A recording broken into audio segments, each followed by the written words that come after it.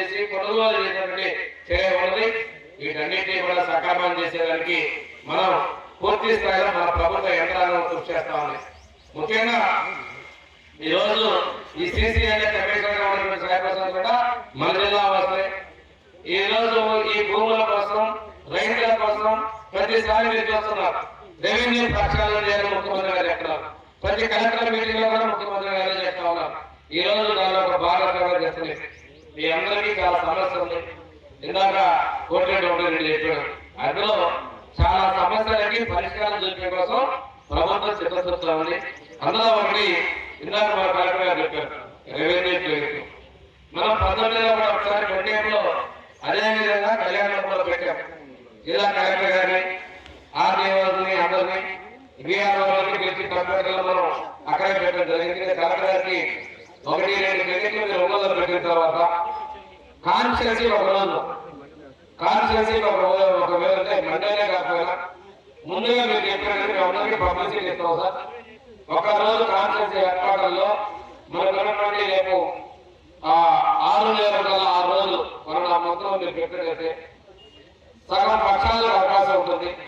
అది ఒక్కసారి మీరు ఆలోచించి ఆ విధంగా చర్యనిస్తున్నట్లయితే కాన్స్టిట్యున్సీ ఏర్పాటులో ఉన్నటువంటి ఆర్డీఓలు కానీ సబ్ కలెక్టర్ గారు తహసీల్దార్లు స్టాఫ్ మొత్తం ఒకే రోజు వస్తారు. అది ముందుగానే వీళ్ళైతే గ్రీవెన్సెస్ కూడా ఎంఆర్ఓలే కొంత కలెక్ట్ చేసుకున్నాం.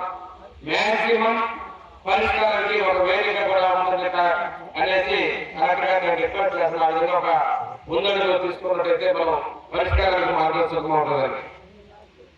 దీనిలో ప్రధానంగా 2014లో ఎన్నికలకు ముందు ఈ భూములు 23 బయటకు వచ్చేసింది. ఆ రోజు చంద్రబాబు నాయుడు ముఖ్యమంత్రిగా ఉన్నప్పుడు నిషేధిత భూములు ఒకసారి విలువ వచ్చిన తర్వాత ఎన్నికల అనంతరం అమలు పట్టేసరికి ఆ పాపం మనం మోయాల్సి వచ్చింది. చాలా మందికి అవగాహన లేక మన గవర్నమెంట్ ఎంత నాకు చేసిందని చెప్పంటే మన నాయకులు కూడా మాట్లాడితే పేరు చెప్పడం పలానా టైంలో వచ్చింది ఎలక్షన్ కోడ్ వల్ల ఈ రోజు రిజిస్ట్రేషన్ కాలేదని చెప్పడం జరిగింది. ఇందులో ప్రధానమైన ఈనాడు ముఖ్యమంత్రి గారు గొప్పగా ఇస్తారు. ఈరోజు రెవెన్యూ శాఖ మంత్రి అలాగే సత్యప్రసాద్ గారు కొన్ని సంబంధించినటువంటి క్లియరెన్స్ సత్యాలు చేయడం జరిగింది. ఈనాడు భూములో 2 రకాలు ఉంటాయి. నేరుగా గుడి పేరు మీద ఉండేది. రెండోది సర్వీస్ ఈనాం అంటే బోధ కాపాలు భజంత్రులు అని అదేవిధంగా అర్చకులని పూజారి మాన్యాలు రకరకాల మాన్యాలు ఉంటాయి. ఇలాంటి వాటికి వెసులుబాటు కల్పించే విధంగా కూడా ప్రభుత్వం ప్రయత్నాలు చేస్తా ఉంది. అవి చాలా మందికి వస్తాయి. ఫోన్లో లొకేషన్ చేసిన దీనిలో కూడా నేరుగా మన చేయాలంటే తండ్రికి తాత చేసినది మన వాళ్ళకి తెలియకపోవచ్చు కానీ ఆ పొలాలకు నేరుగా లొకేషన్ వెళ్ళచ్చు. జిపిఎస్ పెట్టుకొని లొకేషన్ తో ఉంది కదా సార్, లొకేషన్ తో జిపిఎస్ పెట్టుకొని మనం నేరుగా చేయాలని నిలబడచ్చు. అంత గొప్ప సౌకర్యాన్ని ఒక రైతు బిడ్డగా మన ముఖ్యమంత్రి గారు ఇది కల్పించడం జరిగిందని తెలియజేస్తా ఉన్నాం. ఇంకా విషయం ఏంటంటే దీనిలో మనకి కలిగి ఉంది కందుకూరు మారా అలాంటివి ఏం అవసరం లేదు. రికార్డులో సరి చేసినప్పుడు వస్తుంది. ఇప్పుడు కలిగిన వాళ్ళు కూడా మేము మాట్లాడాలి ప్రకాశానికి పేరుందని చెప్పి ఆందోళన ఉంది.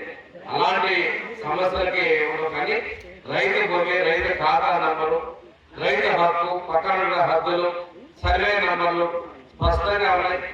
ఎవరైనా పుస్తకం మీద ఏదైనా లోపం కనుకుంటే దాదాపుగా అన్నింటినీ సరి చేసే విధానంతో మీది ఉంటే మీరు వెంటనే మీ బీఆర్ఓ గారి ద్వారా తహసీల్దార్కి అప్లై చేయండి.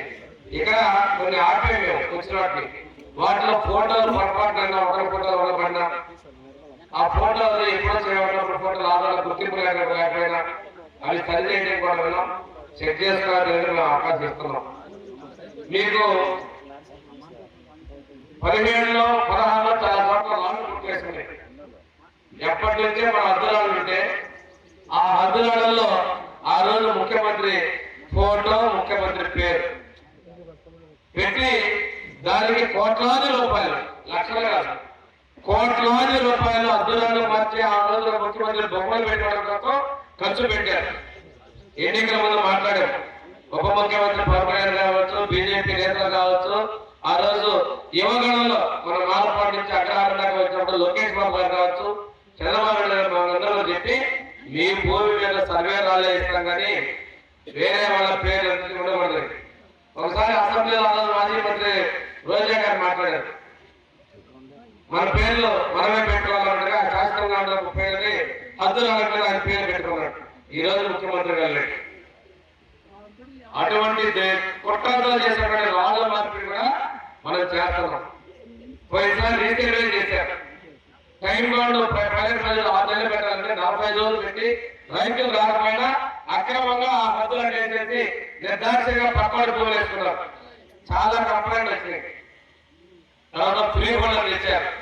ఫ్రీ హోల్డర్ వచ్చిన తర్వాత భూముల అగ్రిమెంట్ ఎక్కువ ఐఎస్ఎల్ అనేటువంటి జిల్లాలో ప్రకాశం జిల్లా 3వ ప్లేస్ 2వ ప్లేస్ లో ఉంది. మనం కామ్గా ఉండే పరిగారు దానికోసం భాగంగానే ఈ రోజు నీటి కేటాయింపు తీసుకొచ్చాం. భవిష్యత్తులో మళ్ళీ తీసుకునే విధంగా కృషి చేస్తామని చెప్పి తెలియజేసుకుంటూ ఇంత పెద్ద కార్యక్రమంలో అవకాశం కల్పించినటువంటి రెవెన్యూ సిబ్బందికి ఏర్పాట్లు చేసినటువంటి మా నాయకులందరికీ కూడా ఇక్కడ ఏంటంటే పెద్ద కళ్ళతో ఖర్చు పెట్టేస్తుంది ప్రోగ్రామ్ చిన్న ప్రోగ్రామ్ పెట్టమంటారు.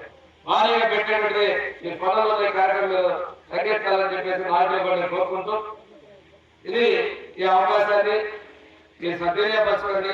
ఏమన్నా లోపాలు గమనిస్తే మాత్రం మీరు కంప్లైంట్ చేయండి, చేసుకొని ఈరోజు బయోమెట్రిక్ అయితే చేశారండి.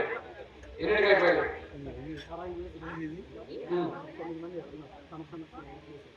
చేశారు.